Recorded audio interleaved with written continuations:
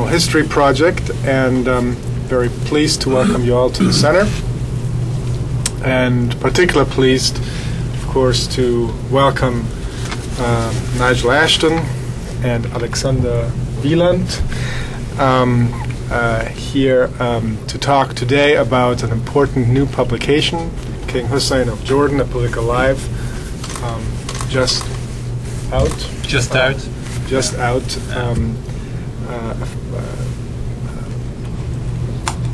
Hefty and I think very rich new biography of an important political figure, both as far as the Cold War and, of course, Middle Eastern politics are concerned. Let me at the outset say that Cold War project here at the Wilson Center is, of course, known best for its research over the last now nearly 2 decades of uncovering, translating, publishing documents from the former communist world archives. More recently, we've been getting into the Chinese archives. Much of our focus in recent years has been Asia. That's reflected in part in the most recent issue of our bulletin, available for you over there. And if you're interested in future installments, by all means, let me or one of my colleagues here, Mircea Munteanu, and Christina Terzieva, who's over there, know, and we'd be happy to put you on our mailing list for future document publications.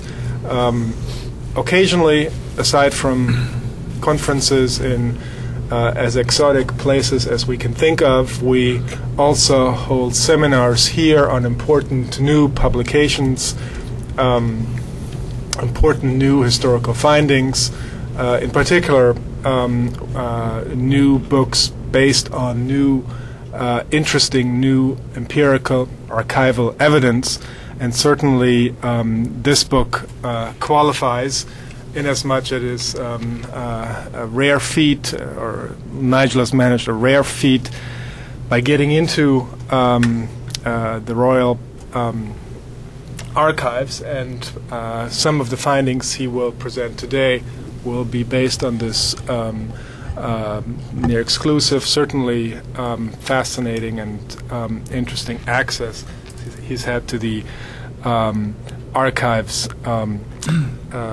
in Jordan.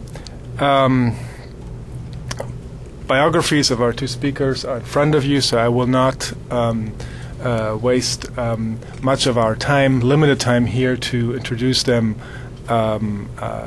in depth. I'll briefly mention, though, that Nigel is a senior lecturer at the LSE, works very closely with the Cold War Center, and I think it's now renamed the Idea Center at the London School of Economics, a very close partner of ours here at the center, and we're particularly pleased for that reason to have him here. And Alexander, who in fact worked once upon a time with Nigel, is now a historian at the State Department. We frequently host historians, State Department historians, here at the center. We're again very pleased to have you with us for to get us started with the discussion. I hope that the presentations will be limited to about 20-30 minutes, perhaps a bit shorter, 10 to 15 minutes or so for Alexander, and then we'll get into a discussion that I hope will involve all of you. This event is being webcast live, so please identify yourself before you speak, and the webcast will actually be archived in about a week or so. Will be available on our website at cwihp.org. So without any further ado, let me turn the mic over to Dr. Ashton, Just to say, though, that we can do this fairly informally. If you feel like grabbing another sandwich, by all means do that in the course of this seminar. Let me thank, in conclusion, our partners in this. This event, as you know, is co-sponsored by the Middle East Program, directed by my dear colleague, Dr. Haleh Esfandiari. And of course, even small events like this take some logistical preparation. And let me thank Mircea Munteanu and Cristina Terzieva, my colleagues at the program, for putting this event together. Nigel. Thank you very much, Christian, and many thanks for hosting this. It's a great honor and a privilege to be here, to be able to speak about this book. And what I want to do is, first of all, first thing before going into some of the details of what the new findings are in the book, is just, first of all, to conjure up for everybody, how do I personally think about King Hussein? How do I rationalize him, if you like? And what I tend to do, for my own purposes, is think about three King Husseins. The first King Hussein is King Hussein the realist. King Hussein came to the throne at the age of 17, and his inheritance was a troubled one.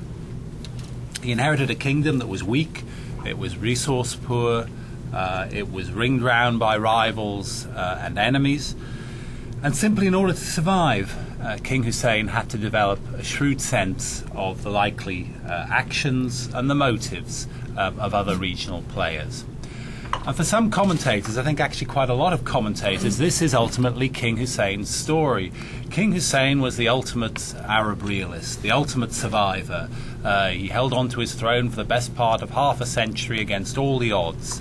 And this survival against the odds was his greatest achievement, for those who think of him in this way. But I think there's a second King Hussein who you also need to think about. And this is King Hussein the idealist. For King Hussein himself, his kingship was always about more than survival. And he summed this up in a memorable comment that he made to the former US ambassador, Dean Brown, in the mid-1970s, when he said, quotes, "Jordan always has to have a larger future than a few thousand square miles of sand," unquote. For King Hussein, like his grandfather Abdullah, he believed that he had a larger role to play, that he was destined to provide a sort of leadership role, if you like, in Arab politics, and a unifying role, bringing the Arabs together. And this sense of Hashemite destiny harked back to the Arab revolt against the Ottomans during the First World War, led, of course, by his great-grandfather, the Sharif Hussein of Mecca. But this claim to leadership encompassed not only a political dimension, but also a spiritual dimension. And this was a function of the Hashemites' descent from the Prophet Muhammad, and also their status as guardians of the holy shrines of Mecca and Medina under the Ottomans. And I think this sense of spiritual mission led King Hussein to believe that he was uniquely well placed to help resolve the Arab-Israeli conflict, something which he saw as essentially an historically transient phenomenon in its late 20th century form. He summed this dimension up in a sort of quasi-religious formulation of the peace process in the final years of his life as, quote, "bringing together the children of Abraham," unquote. This then was, for me, Hussein the idealist. But we shouldn't forget there's a third Hussein alongside these rather neat categories. There's a third Hussein, and that is Hussein, the emotional, intuitive, impulsive human being. And I think lots of anecdotes one could use to illustrate this, but there's one that sums it up quite well for me. In September 1970, when he finally took the decision to move against the Palestinian guerrilla groups in Jordan, which had become so powerful that they effectively were a state within a state, when he finally decided to move, he fixed the date for the operation as being the 16th of September 1970. But at the last minute, another consideration intruded. The wife of his brother, Prince Mohammed, her name's Princess Firyal, approached him with some disturbing information. She had been to visit her fortune teller in London, and the fortune teller had told her that the 16th of September would be a bad day for the Hashemites. So at the last minute, the king decided to put the operation back by 24 hours to the 17th of September, much to the puzzlement of the CIA station chief and the British MI6 man in Amman, who'd both been informed that, in fact, the operation was going to start on the 16th. So this story of the fortune teller for me sums up the fact that although the categories of idealist and realist can take us a long way, there is also always this sort of human, maybe irrational, emotional, intuitive element that one always has to take into account when thinking about King Hussein. So if I'm going to sum this up, if you were going to choose one Arab leader who was at the heart of things across half a century, whose papers might provide us with the best and fullest picture of the course of regional politics across the decades, who crucially talked to everyone. That is the unique thing about King Hussein. He talked to everyone. He had channels to everyone. So if you were going to choose one leader whose papers you'd like to get access to, I would argue it would be King Hussein of Jordan. So that then is, if you like, the crucial, unique thing about this book. The fact that I was able, after 7 years of effort and persistence, to gain permission to access the Royal Archive. Let me just briefly say a little bit about this. Several points worth making. First of all, this is not an archive in the normal sense of the word. It is in fact the working office files of the king, and that includes the current king. So where I was working on this was in the basement of the Basman Palace, where King Abdullah holds his meetings on the floor above, if you like. And so who was I working with? Essentially his office staff on the papers that were held there. That's one point to make. The second point to make is that once they decided they were going to let me access these papers, there was no attempt to feed me information, no attempt to select documents. I was allowed to have whatever I wanted, in effect.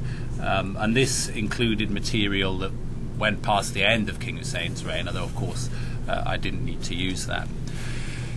A final point to make, it's not an official biography, it's not even semi-official, they haven't even read it before it's being published, so it's not been vetted or anything like that. These are my own views that are in this book. Okay, next obvious question then, all very well to have access to news sources, but what's actually new? What's new in the book? I'm just going to talk about a few categories here. First, I'm going to talk briefly about the Arab-Israeli wars of 1967 and 73. Then I'm going to talk about the covert peace process, its covert meetings with Israeli leaders. Then I'm going to talk a bit about the overt peace process, and I'm particularly going to talk about one phase, which is the Camp David deal of 1978 and the ensuing Israeli-Egyptian peace treaty in 79.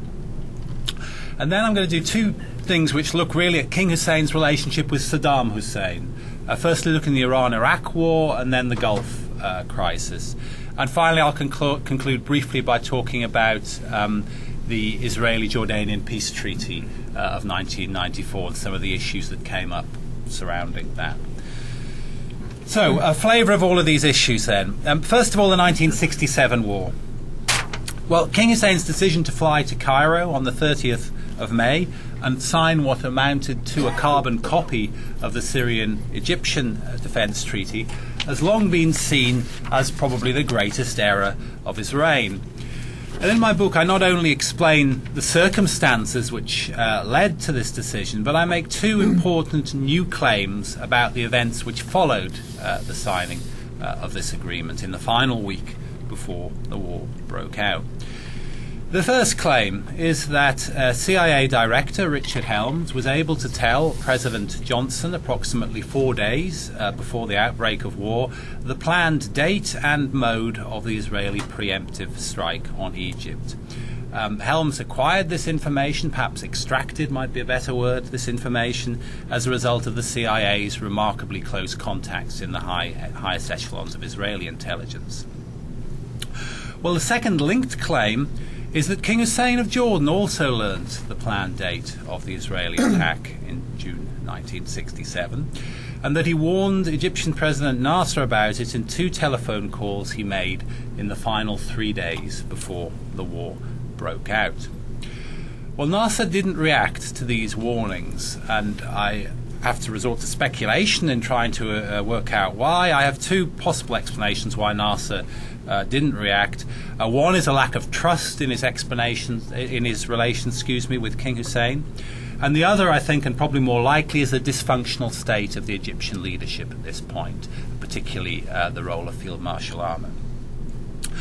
Well, next, the October 1973 war. It's long been known that King Hussein travelled to Israel on the 25th of September 1973 and that he held a meeting with Israeli Prime Minister Golda Meir, and that in this meeting he delivered a warning about the likely outbreak of war. Well, for the first time in this book, I've been able to establish the nature of King Hussein's secret intelligence source in Syria and also what he learnt from this source. In fact, I probably have enough information to name the source, but for rather obvious reasons I'm not going to do that.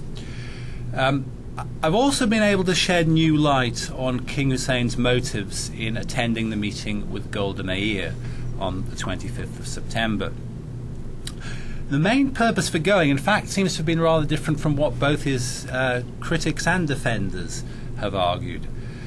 The main reason for going, and this is quoting a source, was, quote, a fishing expedition, unquote. Hussein wanted to use as bait a small part of the information that he had gleaned from his Syrian source to see if it might catch him a larger fish. And this was information about what the Israelis knew about Egyptian plans. King Hussein didn't know the Egyptian side of this, and he wanted to find out what the Israelis knew, and also, of course, whether the Israelis were planning any sort of preemptive strike. Well, a short step from this, of course, because the meeting with Meir was a part of a longer-running series of covert contacts that King Hussein had with Israeli leaders. So it's a short step from talking about this meeting to talk about the covert contacts in a rather broader way. And of course, these covert contacts with a series of Israeli representatives, beginning with Yaakov Herzog from 1963 onwards, have long been known about, and they've been talked about in the work of, amongst others, first of all, Moshe Zak, then Michael Bar Zohar, and then Avi Shleim. But let me make what at first sight might seem to be a rather odd statement about these covert contacts, about the official covert channel, if you like, through Yaakov Herzog. The meetings are actually not very interesting, I would argue. In essence, before the 1967 war, there's no real substance. It's all about atmospherics. And after the 1967 war, what you find is a succession of Israeli representatives offering King Hussein the Elon plan, involving a partial withdrawal from the West Bank. It's not always called the Elon plan, but one way or another, that's what they're always offering him. And he keeps on replying that he can't agree to anything more than minor reciprocal territorial rectifications as a basis for a peace settlement. Well, in my book, I detail two completely new covert channels that Hussein had to Israeli leaders.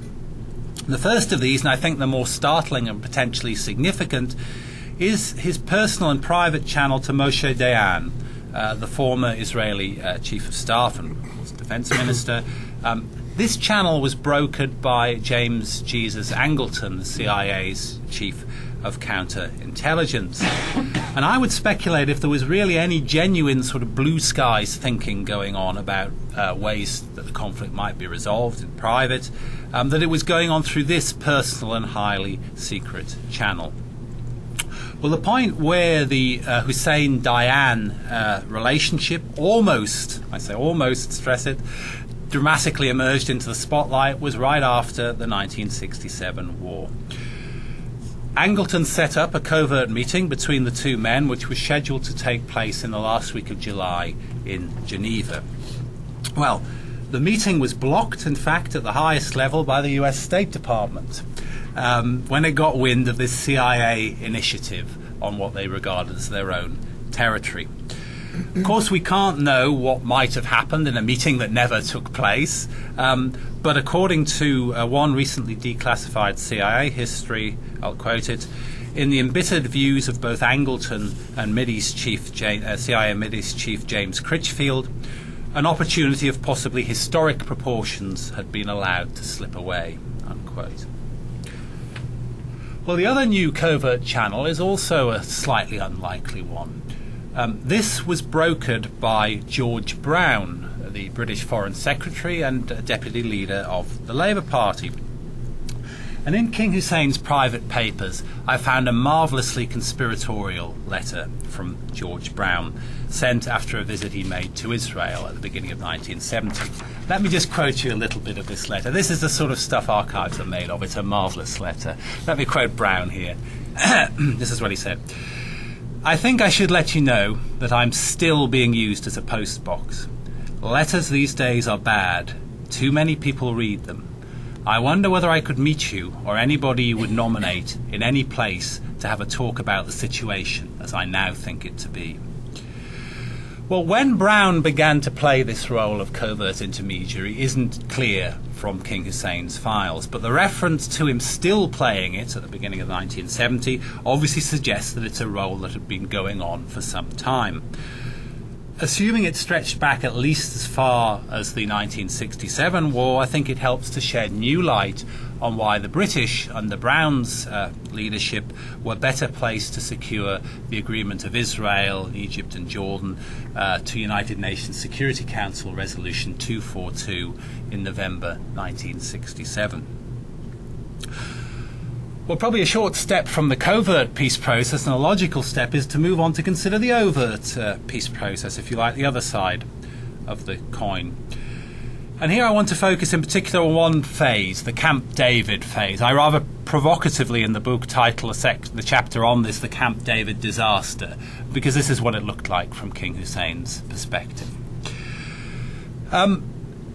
In essence, what I've been able to do with King Hussein's papers is to shed new light on the negotiating process.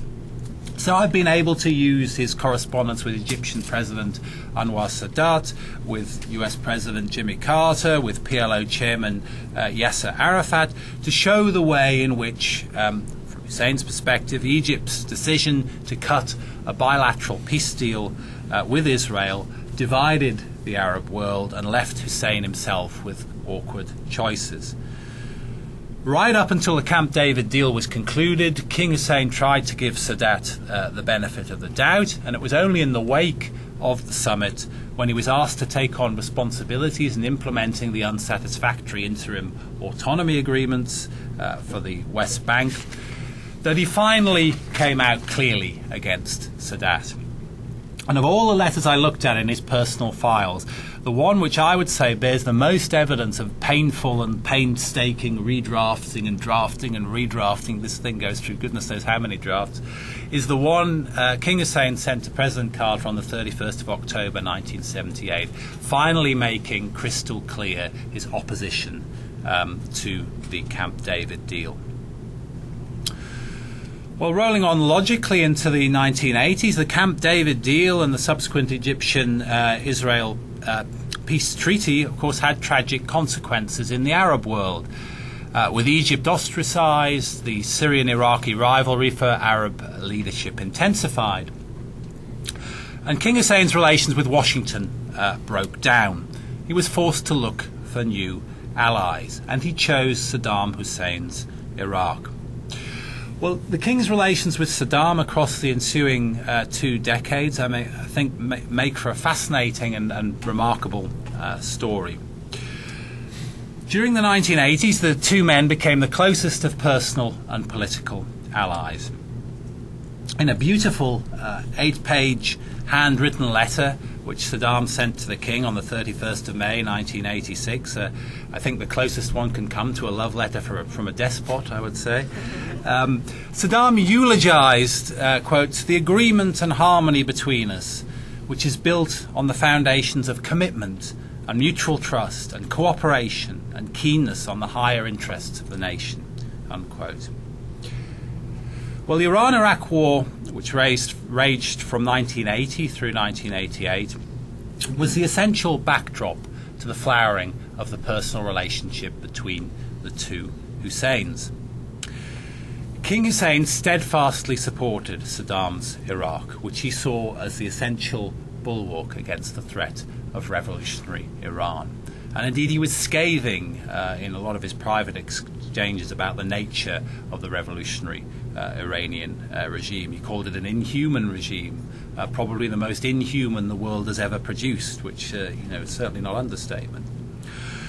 But I think this is the essential backdrop to the development of his relationship with Saddam Hussein.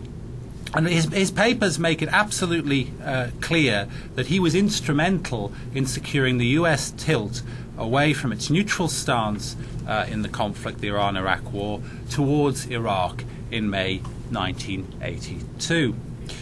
Thereafter, his files also show the way in which he played the role of covert intermediary between Washington and Baghdad through the 80s, passing on American intelligence information to Saddam at critical junctures to help sustain Iraq in the war with Iran.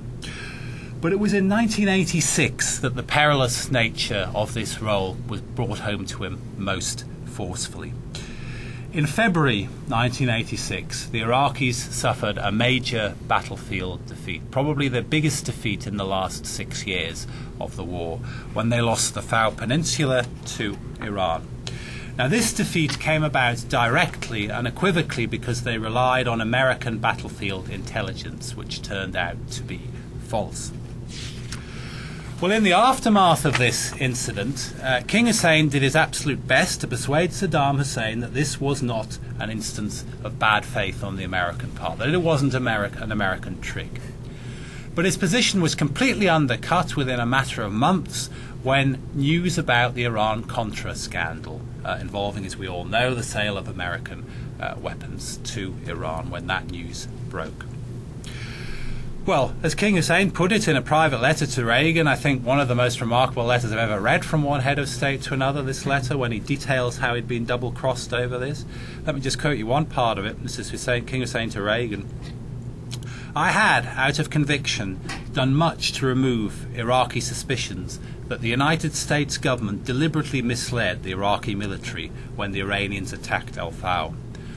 Will not the Iraqis now feel that they were misled, not only by the United States, but by anyone who tries to explain, justify, or defend American actions?" Unquote. Well, despite this double cross, the king continued to advocate the Iraqi cause in Washington up to and after the end of the Iran-Iraq war. His role, however compromised as intermediary during the Iran-Iraq war, forms a large part of the explanation for the stance he took in the next great regional crisis, which broke, of course, as a result of the Iraqi invasion of Kuwait in August 1990. Well, a little bit about the Gulf crisis now. I mean, most commentators, and I've already hinted at this, would focus on King Hussein's decision to join the Egyptian-Syrian alliance back in May 1967 as the greatest error of his reign. But I think you can make a strong case that actually the Gulf crisis and his stance during that represented a greater misjudgment. I don't mean here that his position was insincere. Far from it. He took a sincere stance which was based on seeking a negotiated settlement to the crisis. But he crucially misjudged the positions of both the United States and Iraq in the crisis. Let me make 2 points about this. First of all, he didn't condone the Iraqi invasion of Kuwait, and he did seek an Iraqi withdrawal from Kuwait and the restoration of the Kuwaiti regime. But, crucially, he misjudged the positions of two men who he knew extremely well. That's, of course, Saddam and the United States President George Bush. And in particular, King Hussein believed that Saddam was open to a negotiated settlement, to a compromise settlement over the Kuwaiti question, when in fact I don't believe this was the case at all. Well, the remarkable letters that the king exchanged with President George Bush during the course of this crisis chronicle a serious breakdown in relations between Jordan and the United States, which resulted. Thereafter, after the Gulf crisis, King Hussein paid an extraordinarily high personal and political price for his stance. In essence, in the aftermath of the crisis, Jordan found itself regionally and internationally isolated. To my final section, the peace treaty with Israel. The peace treaty with Israel is in a large part a result of this isolation. As I put it in the book, King Hussein's peacemaking was as much a result of necessity as it was of conviction. In the wake of the Gulf crisis, he had only one move left which he could make to avoid checkmate. Well, the foundation of the ensuing peace process excuse me, was his personal relationship with Israeli Prime Minister Yitzhak Rabin. The peacemaking process was thus, from his perspective, highly personalised. Well, the key points of tension in the Jordanian-Israeli negotiations, which took place during the summer of 1994, offer a fascinating window on the underlying concerns of the two parties. In essence, the issues that made it into the news about border delineation and water rights, these weren't the issues that in private actually caused the most difficult negotiations. In fact, in private, and here I've been enormously helped by conversations with someone called Owen Khassona, who was the key Jordanian negotiator. They're one international lawyer of high quality. Is that mine or my phone? Is it mine? Whether it is, excuse me. Yeah, it is mine. I'll maybe just pass that to someone back there, get it out of the way. Yeah, I've been helped by by conversations with Owen Khassona, who is the key negotiator on the Jordanian side, and he was someone who I think is a very credible source. He's now Vice President of the International Court of Justice in The Hague, which shows you his calibre as an international lawyer. In essence, what he told me there were three issues in private that really caused the most disagreement. These were refugees, arbitration, and the involuntary movement of persons. These were the three key issues that caused the most tension in private. Well, of these three, probably the one that caused the most difficulty was the question of involuntary movement of persons. Let me explain what this is all about. Ever since the rise to power of the Likud party in the late 1970s, a persistent Jordanian fear was that Israel might seek to resolve the problem posed by the Palestinian population of the West Bank by expelling the Palestinians to Jordan, a concept known euphemistically as transfer. What the Jordanians wanted was a firmly worded separate clause in the peace treaty stating that both sides must not seek to bring about the involuntary movement of persons between their two states. The Israelis, even in the era of Rabin, refused to offer such a commitment. Instead, and this was a personal deal cut at the top between King Hussein and Rabin in the very final stage of negotiation, instead King Hussein accepted a compromise form of wording which relegated this clause to the preamble of the treaty under the heading of general principles and diluted the wording. So instead of must not, you get should not, which is a lot weaker in international law. This is one concession which in the post-Rabin era King Hussein later came to rue in private. But let's not dwell on the negatives here, because for King Hussein the signature of the peace treaty with Israel was probably the greatest achievement of his reign. And it's worth reminding ourselves in a very different era of the words of hope and optimism with which he celebrated its conclusion. Let me just quote him. I can't say it half as well as he did, but I'll try my best. This is peace with dignity. This is peace with commitment. This is our gift to our peoples and the generations to come. It will herald the change in the quality of life of people. It will not simply be a piece of paper, ratified by those responsible, blessed by the world.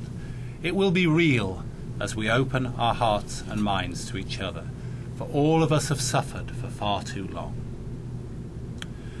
Well, if the signature of a bilateral peace with Israel was Hussein's greatest achievement, the failure to reach a comprehensive peace in the region and its aftermath was his greatest disappointment. The crucial juncture here, I'm not telling you anything surprising, was of course the assassination of Yitzhak Rabin in early November 1995. Under Rabin's successors, Peres and Netanyahu, Rabin's bold attempt, because that's what it was, a very bold attempt to seek a comprehensive peace in the region, which even extended, and this is something I talk about in the book, it's a fascinating episode, it even extended to trying to open up relations with Saddam Hussein's Iraq, using King Hussein as the intermediary to Saddam in 1995. This attempt was abandoned under Rabin's successors. Instead, a process of deterioration set in, which caused King Hussein great frustration in the final 3 years of his life. So I'll conclude for 2 minutes. How am I going to sum King Hussein up then? I think we can go a long way in the terms of the remarkable letter of condolence which President Clinton sent to King Hussein's son, King Abdullah, in February 1999. Clinton had established an extremely close personal relationship with King Hussein in the final years of his life, and he wrote to his son about his final meeting with King Hussein in Washington a month before he died. King Hussein celebrated the New Year of 1999 in Washington on his way back home. So I don't think I can do better but to conclude in these words. Let me quote Clinton. I had the honour of seeing him just a few weeks before he passed away, as he was about to return home. There was no hint of the extraordinary effort he was undertaking just to stay alive. Instead, he spoke with his customary passion and humanity about his nation's well-being, the future of the Arab world, the fulfilment of the Palestinians' legitimate rights, and peace with Israel. At that moment, I saw once again the depth of his love for his country, his dedication to peace, and his commitment to the universal values of tolerance and mutual respect. Thank you.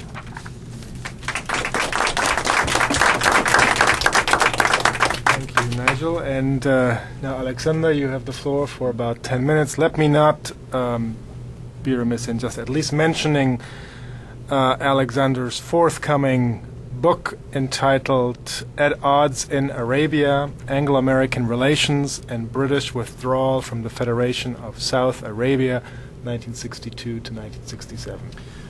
Well, alas, it is something I'm merely revising, hopefully for publication. It is not yet forthcoming, but fingers crossed. Well, good afternoon, everyone, and thank you, Christian, and the organizers of this event for having me here. I'm very happy to be here this afternoon.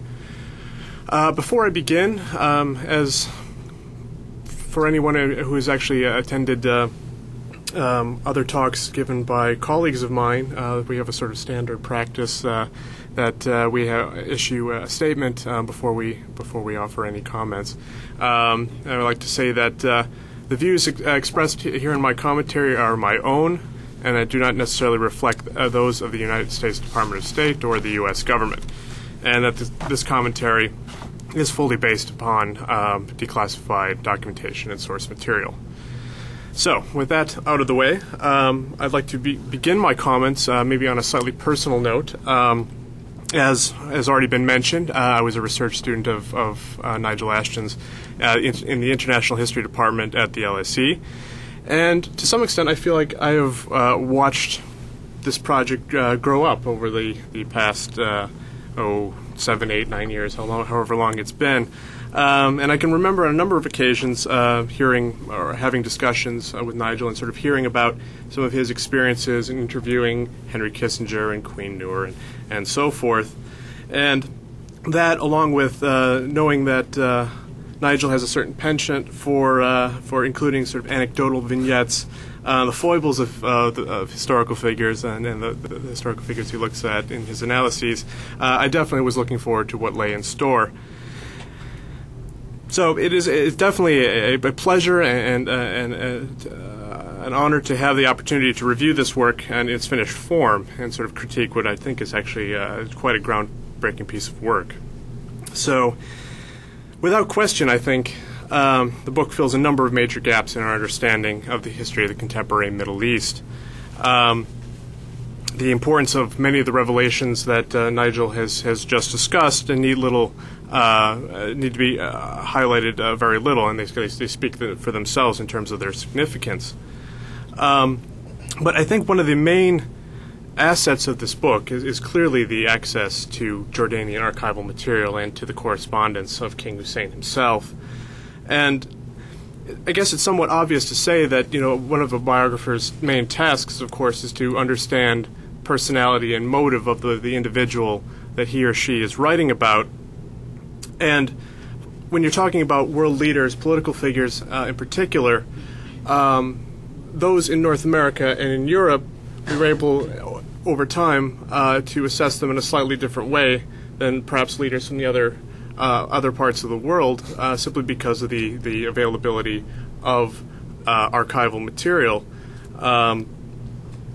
Obviously, in the case of the Arab world, to assess leaders based on their own words and words that they're imparting to people in private is certainly something that is quite unique. And really what we see here then is a portrait of a modern Arab leader from the inside, and really at a high level from the inside, in a way that really has not been done before, and basically allows us to assess King Hussein based on or in ways that we previously were unable to, where previously we had to assess his views, his motivations from his public utterances as well as the observations of others. Now, when we look at King Hussein, or when one tries to consider the life and reign of King Hussein, I mean, I think one of the main questions which definitely emerges is, how did he do it? How did he manage to navigate the often dangerous waters of the Middle East and rule for 45 years? I mean, I have to admit, when I sat down to read the book, I was expecting an account of sort of King Hussein, the political survivor, a sort of Teflon monarch, a man who had faced numerous challenges to his throne and at times his personal well-being, from East, from West, from Arab, from Israeli, from internal as well as the external, and somehow managed to emerge time and again with both his life and his throne intact. And therefore, there's a tendency to view Hussein, I think, as a pragmatist, and someone who acted in the interest, first and foremost, of preserving his kingdom, and therefore read the political winds, both domestically and internationally, and tried to steer his ship of state in order to ride with them. And I think, in fact, that this view has been shaped by tendencies in historiography to view modern Jordan's very existence as something of an anomaly, maybe, as another in the sort of long line of inventions of British imperial cartographers, sort of an unfortunate territory that at the beginning of King Hussein's reign possessed neither the oil wealth of their neighboring kingdom Iraq or the religious and cultural heritage of Palestine/Israel to the west. And added to this, of course, as Nigel, you highlighted at the beginning of your talk, there were a wealth of material and demographic burdens which Hussein was forced to grapple with basically from the beginning of his the beginning of his reign, not least of which, of course, was the hundreds of thousands of Palestinian refugees that the kingdom absorbs after the 1948 war. So the young King Hussein, I mean, is therefore viewed as having sort of little hope of success, or that's certainly the impression that comes through. And the surviving assessments of foreign observers do little, I think, to dispel this notion. As you note in your book, Nigel, the British diplomats, even in the mid-1950s, noted with some worry that it seemed that the king's main interests were basically fast cars, aircraft, and beautiful women. And Americans Americans as well, seem to have similar concerns and reservations about Hussein's sort of fortitude or longevity as a leader, and as late as 1967, basically regard him as someone who really kind of needs his hand held. And Hussein sort of appreciates this view as well. And as is noted in the book, Hussein, many times visiting America, was greeted by people who often would quickly also wish him good luck. But Hussein is admired in the West for his moderation. He's sort of antimatter, particularly early in his reign, to the radicalism or the perceived maybe at times crypto communism or sort of anti-Western sentiments of Nasser. And along with that, though, we also see Hussein as someone who seems to be in constant search for help to deal with the various crises that he faces, whether from the U.S., the U.K., Egypt, Israel. I mean, and it goes on and on. And to some extent, there also is the impression that if he could not find help, that he tried to co-opt those who he felt were a threat to him, appeasing Nasser by joining the anti-Israel coalition in 1967, and his decision, or this is how it's portrayed rather, his decision to stay out of the Gulf War was essentially engineered to appease the large Palestinian population of his kingdom. But I think what we see in this biography is an attempt to push aside some of these more cliched interpretations, and I think what we see is a more nuanced portrait of Hussein as a complex and competent figure.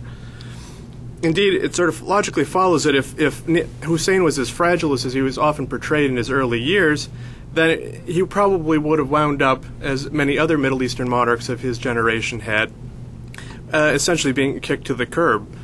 King Farouk in Egypt, and of course the fate of his own cousin, Faisal II of Iraq, who was deposed and murdered in a military coup in Iraq in 1958. So we see Hussein in these pages, I think, as a more astute, mature statesman, motivated not merely by political or physical self-preservation, but rather by a rich mix of diplomatic necessity, but as well as ideology and a personal sense of fulfilling a sort of historical destiny for the Hashemite family. Now, one of the things that really stood out in sort of developing, as I say, a more nuanced picture of Hussein is the sense of Hussein as Arab nationalist. Now, I think this contrasts certainly with assessments that Western observers were making of Hussein in the 1960s, and this is also sort of borne out in some of the sort of more traditional historiography related to the Arab Cold War, which essentially puts Hussein on the conservative side of the ledger, and therefore sort of divorced and separated from the sort of pan-Arabist, Arab nationalist viewpoints put forth by Nasser. But I think what we see here is a form of Arab nationalism or pan-Arabism that maybe is definitely not of the sort of radical nature that Nasser proposed, but rather a sort of slightly conservative, sort of, if you will, monarchical based sort of pan-Arabism.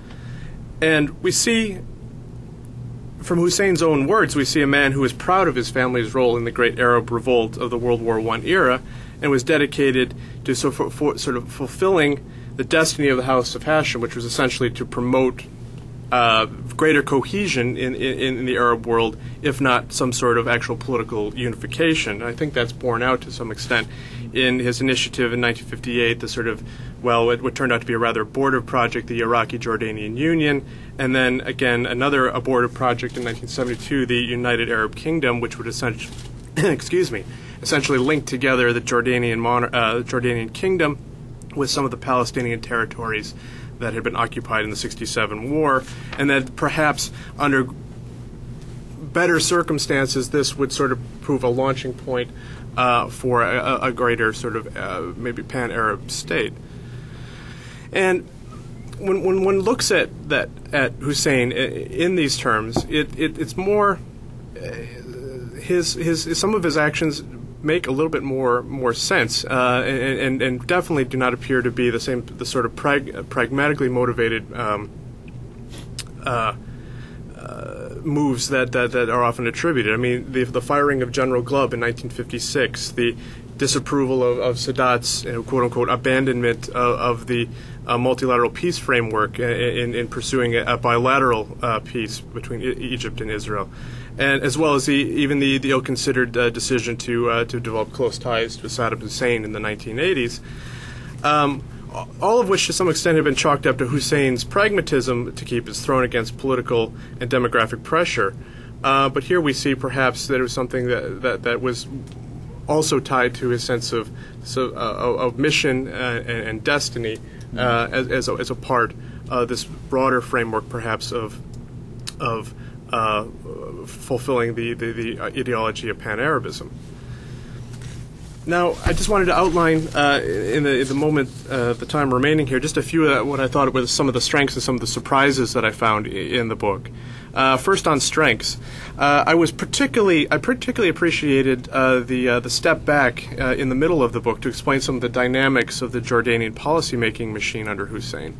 I think this is something that all too often is overlooked, and I think, to a large extent, this is probably because of the lack of access to sort of internal source material. But Nigel identifies Hussein's rule as essentially being based on three pillars: his family, his close circle of close advisors, and then finally the army, which for Hussein was an institution he felt personally very close to, and was often said he felt very at ease with soldiers and with officers. A second thing that I thought was a particular strength of the book was the exploration of family dynamics, the impact of marriages, divorces, relationship with his children, and so on. I mean, for a man who obviously felt a close kinship to family and the sense of his family, the House of Hashem, playing a deeper historical role, one could then see that dynamics in his own nuclear family, if you will, or his immediate family, could have significant impact. And finally, among strengths, I did appreciate once again the use of anecdote to illustrate something of the subject's personality, and I was particularly enjoyed the story of Hussein's buzzing a British officer's billet in 1972 at his compound outside of Aqaba, using the most advanced fighter jet, I think, in the Jordanian arsenal, which, if I'm not mistaken, had been recently delivered, the latest Mirage fighter jet. So it gives you a sort of a sense of the swashbuckling nature of Hussein, and sort of adds a bit of color and humor to the work. Lastly, there are a few surprises that I found in the work. I mean, I think one of the undoubted strengths of the book, in which is the way in which the reader is able to sort of see King Hussein's unvarnished impressions of the leaders who he interacts with, and I was therefore surprised that there were a few areas where there seemed to be very little commentary or little correspondence. And one in particular was there seemed to be few references to Jordan's relations with more conservative Middle Eastern states, especially Saudi Arabia, at least prior to the Gulf crisis. I think the coverage or the amount of correspondence with Saudi Arabia during that period is actually very, very rich. But for earlier periods, I was a little surprised that there wasn't a little bit more, particularly as is often the case. As has often been the case, that Hussein was that was basically put in the same camp as Saudi Arabia in terms of the dynamics of the Arab Cold War. And of course, Jordan does participate with Saudi Arabia in supporting the royalist side in the Yemeni civil war in the 1960s. And again, Jordan sends some assistance to the embattled Emirate of Oman in the early 1970s.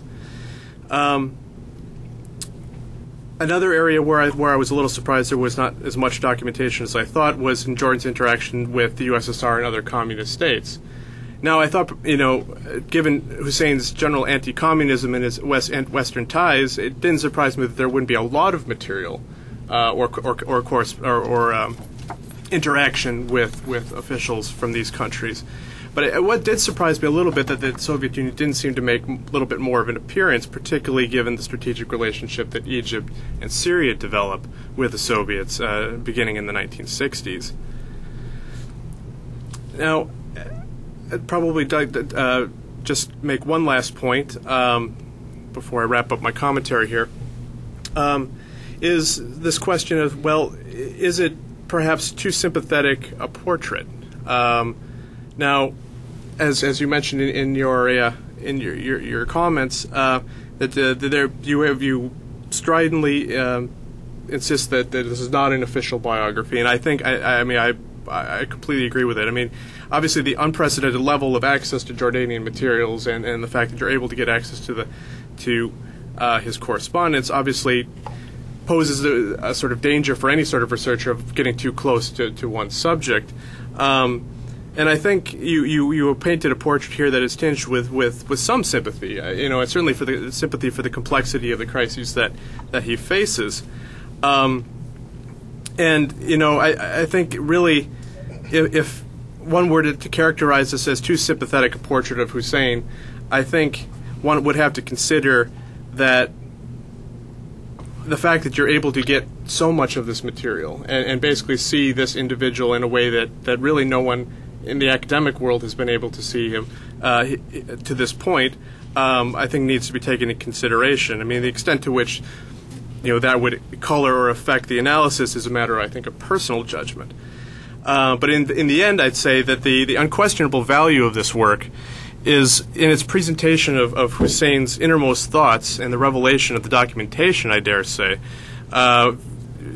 documentation that people thought that probably would never have seen the light of day. So it's a major coup to have the opportunity to have included that in this work. I think in the final analysis, I think that the book will be a major contribution to the study of contemporary Middle Eastern history and to international history in general. And I think, as is the case with any a good piece of academic writing, I think it is guaranteed to stimulate further research, further comment, and further debate. So, thank you. Thank you very much, Alexander. I do want to give Dr. Ashton a chance to respond to a couple of the points that Alexander brought up, but want to also open it to questions by you. We have some eminent authorities here in the room who may challenge a number of the things that that Nigel mentioned. We'll start with our own David Ottaway. I was a fellow here, and I'm a senior scholar. But I was a journalist for the Washington Post for many years, and I was in the beginning of the the first Gulf War. I was in Saudi Arabia beginning in August. Yeah. And why the King Abdullah decided to turn his back on the Saudis and the Americans was of course, the topic of major discussion and people trying to understand why. What I do remember, and I'm wondering if you found anything about this, the king made some comment referring to his family's historic position in Mecca and Medina, and it drove the Saudis nuts. Yeah. Yeah. And then the journalists who were covering the conflict, somehow, and I can't remember how, we heard that Saddam Hussein might have led Abdullah to believe that Saddam would help him get Mecca and Medina back. Yeah. That was sort of what was being discussed among journalists at that particular time. And I'm wondering if is there any evidence that Saddam Hussein gave Abdullah any hope that he would act? I think, I mean, first of all, I think that this is all completely false, actually, this perception that there was some sort of deal and that it was all part of some sort of dynastic ambition to regain the lost Hashemite lands and the Hijaz. But it was extremely powerful in Saudi thinking. I mean, you're absolutely right. They were deeply, deeply suspicious of what he was up to. Now, you rightly point out that one contribution he did make to that was shortly before the crisis broke, actually, this reference to wanting to be referred to as Sharif, which of course takes us back to what we were talking about before, the Arab revolts and the family history and so forth. But as to whether there was any deal with Saddam, the thing that strikes me about this is I think it just actually in one way overestimates King Hussein's thinking and Saddam's thinking. To think that Saddam would believe that he needed to cut a deal with King Hussein in order to go ahead and do what he did, I think just gets it all the wrong way around. I think actually the shock for King Hussein and all this was to see how small he figured, if you like, in Saddam Hussein's thinking. So I think the notion that there was some sort of plot between the two of them and the next target was Saudi Arabia and King Hussein was on board for it, I think it's all just frankly completely false. But I can see why the Saudis thought that and why they were worried about it. Just to take it a bit further on dynastic ambition, I think the fascinating thing about dynastic ambition is that it actually, the direction King Hussein's dynastic ambition tilts in, if it tilts anywhere, is Iraq, not Saudi Arabia. And one of the things I put a lot of attention to in the book, or gave a lot of attention to, is his relations with Iraq across the decades. Now, I mean, it stands to reason, of course, when Saddam's president, King Hussein, has this close relationship with him, of course he's not plotting for some Hashemite restoration at that stage. And if he did, he maybe wouldn't survive all that long. But there are other episodes. Straight after the 14th of July coup, he mobilizes Jordanian forces. They actually get to and over the Iraqi border. Well, it doesn't come to anything. But then he sends Wasfi Tol as ambassador, the first ambassador post-revolutionary Iraq at the beginning of the 1960s, and Wasfi gets involved in all sorts of machinations with Iraqi opposition elements, which have him close to being developed declared persona non grata before he finally comes back to Jordan, where he's made prime minister immediately. So whatever he's been up to in Iraq has certainly had King Hussein's approval. After that, you see the Iraqi ambition sort of lying dormant for a while, but I don't think they ever leave his mind. And they resurface dramatically in a fascinating episode in the mid-1990s when King Hussein comes on board for the Iraqi National Accord CIA-backed attempt to overthrow Saddam in 1996. And I think this is the point where, dynastic interest and ambition comes back out into the spotlight again. But for Saudi Arabia, and I think I say this at one point in the book, I think the king, although one might have said in one way he had a stronger claim to have ambitions directed towards Saudi Arabia, I don't think he ever pursued them because he recognized that Saudi Arabia was under American protection and it would never come to anything. So whatever he might have cherished, in his heart of hearts was never actually put into practical action. Thank you. Mark? I have a couple of questions, and I apologize in advance if they've been covered in the book, because unfortunately I haven't had a chance to see them yet. The first is just about a kind of an historical curiosity, and that's the incident of the defection of the two sons-in-law of Saddam. Oh, yes. The generally known story is that they went and then changed their minds and decided to go back. And I think, I don't know, a lot of jokes told about mothers-in-law. I can't imagine what would be told about a father-in-law like that. But it strikes me as a little bizarre that they were surprised at what happened to them. But what is, if any, was Hussein's reference to that incident or role? The other is a bigger question, and it has to do with the fact that you mentioned in your presentation two decisions or actions which kind of compete in analysts' mind for being the biggest strategic mistake Hussein made. The first was speak up a little bit. First, going into the war with Israel in 1967, the second backing Saddam. And presumably there were valid reasons for both, and particularly I'm inclined to think domestic political reasons. There's a third action or decision which many people, especially those who think the loss of the West Bank was a blow to Hussein, that's sometimes nominated, and that's the decision not to go into the war in 1973, which would be harder, I think, to find a domestic political explanation for that one. In retrospect, does Hussein express any kind of second thoughts or regrets or doubts about not having done that?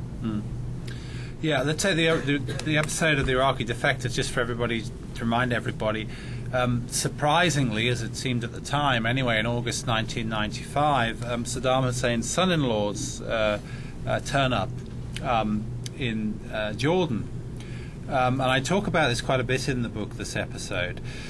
It's a puzzling sequence of events. First of all, King Hussein welcomes them, puts them under royal protection, comes out within a matter of a few days, describing Hussein Kamel as a true Iraqi young man, a patriot, and seeming to put his weight behind this figure as a sort of rallying point for the Iraqi opposition. But pretty quickly, within a matter of weeks, he seems to cool on this. And before you know it, Hussein Kamel is shut up on his own, basically in Oman. No one's visiting him anymore. He sits, apparently doesn't have much to do apart from watch videos, as far as I've heard. And finally, after several months, takes this seemingly bizarre decision, which, no one looking at the outside thought that he had any chance. Goes back to Iraq, and sure enough, meets his death when he goes back to Iraq. in February 1996. Let me just shed a bit of further light on what happened here. This is one place where the files, the documents have really been very useful. What you see first off, crucially, is that King Hussein's welcome for these men cuts across the established plans of the Western intelligence services. The CIA and MI6 have been moving towards backing an Iraqi National Accord coup attempt against Saddam, which is sort of being discussed already and comes together as towards the back end of the year. So King Hussein's welcome for these men cuts across the established preferences of the Western intelligence services. That is made pretty clear to King Hussein, and in fact I quote one letter, a fascinating document, a letter from the head of MI6, Sir David Spedding, to King Hussein, I quote in the book, in which he talks directly about this and expresses his concern again about the divisions between King Hussein and the Western government over this. So that's one explanation for why King Hussein starts to backtrack, because the Western powers are making it pretty clear that these aren't the people to back in the Iraqi struggle, if you like. I think the other thing is what I've mentioned already, though. King Hussein's own ambitions start to re-emerge into the spotlight around this time as well. He never comes out openly and says, I want to be king of Iraq. Of course he doesn't. But there are various comments he makes to the effect, quote one of them rather inexactly, where he says, well, if the Iraqi people found that a certain form of government served them well in the past, it'd be up to them what they want to choose in future. I mean, this sort of thing. So his own ambitions start to reappear around this time.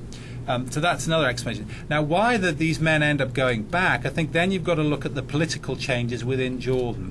A key figure who gains a lot of ground in this period and becomes Prime Minister in February 96 is someone called Abdul Karim Kabariti.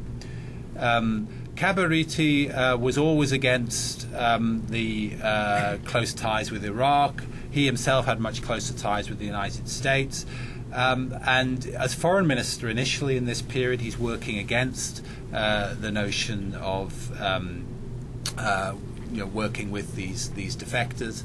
And in fact, he seems behind the scenes also to have played a role in helping to encourage these people, that they might not be best placed staying in Jordan. There's a slightly murky episode, but a lawsuit is pending against Hussein Kamal, which plays a role in his decision to go back. So that's on the Iraqi defectors. The 1973 war, I think the crucial thing to get hold of here is that King Hussein, after the 1967 war, has come to a deep personal decision that war is not the way that you're going to resolve this conflict. That's a big lesson he learns from 1967. He is determined that Jordan will not become involved in any future Arab-Israeli war. So another way to look at the October 73 crisis is that actually, and that's the way I put it in the book, it's a remarkably skillful piece of manoeuvring to manage to stay out of the war and even to emerge with some credit, particularly in Syria, because the Syrians are actually grateful for what Jordan does do, which is move Jordanian units up to cover the Syrian flank, and right at the very end they become engaged in a very limited way in the battle on the Syrian front. So it's actually quite an achievement that he manages to maneuver to stay out of this conflict. But he's well aware on a practical level as well that frankly Jordan doesn't have a chance. I mean, they've got no air defence. And it's no coincidence that straight after the 73 war, the big focus of Jordanian efforts is on trying to acquire some sort of adequate ground-to-air air defence system. And in fact, in 1975, they acquire US Hawk missiles, but only with the humiliating provision that these things are going to have to be concreted into position so that the Israelis can destroy them more easily in any future regional crisis if they want to. But anyway, he's well aware that Jordan wouldn't have a chance in any serious engagement. So there's a practical side as well as the personal conviction that war is not the way that this is going to be solved. Thank you. We're just about out of time, so let's take just a couple more. Yes? Hi, I'm Jonathan Geyer with the National Democratic Institute. I'm curious where the Jordanian citizens fit into this portrait of a great strong man. Yeah. He faces a series of sort of intensive political foreign affairs issues, but where is the critique of his domestic policy? I haven't read the book personally, but that's what I'm interested in. Yeah. Good, hold on. Any other questions? I'll give you... Halle, yes. talk a little bit about his relation with his brother, Prince Hassan, yes. and why he deposed him? Was the idea indeed. to have Prince Hamza eventually become king? Yeah. Or did he trust him, or what happened? Two fascinating areas. Yeah. Any other questions? Then we'll go to a closing round here. Yeah, I'm pleased you raised the domestic policy. I mean, what I say at the start of the book is that the book does deal a lot with regional policy and foreign policy. It does.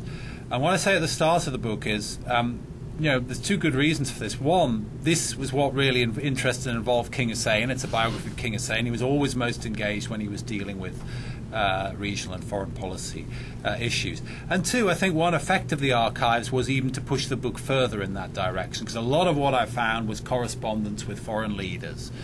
So that helped push it further in that direction.